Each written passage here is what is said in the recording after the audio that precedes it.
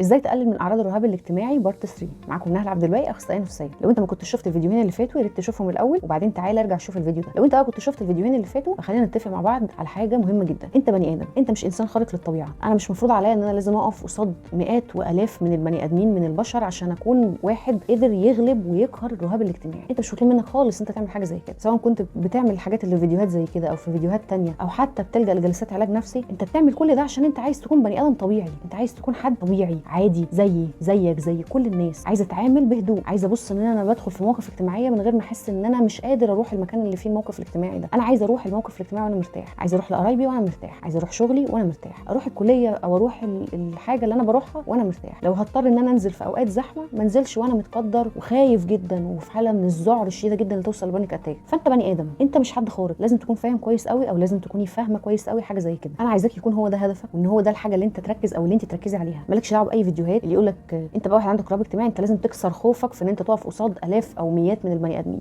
مالكش دعوه بالكلام ده. انت عايز تكون حد عادي. هتمارس تمارين الاسترخاء اللي احنا قلنا عليها في الفيديو اللي فات بشكل يومي. هتحاول ان انت تخلي تجمعاتك اللي انت تبدا تتكلم فيها تكون تجمعات صغيره. هتعمل الحاجات اللي احنا قلناها في الفيديوهات اللي فاتت. ولو حاولت تعمل كل الحاجات اللي احنا قلناها وبرده حاسس ان انت مش قادر تتغلب على الرهاب الاجتماعي، ما تترددش ولو لثانيه واحده، وما تتردديش ولو لثانيه واحده ان احنا نلجا لجلسات العلاج النفسي. ولو عاوز تحجز جلسه علاج نفسي اونلاين هتلاقوا لينك الحجز موجود في البروفايل اللي موجود تحت اسمي بالظبط.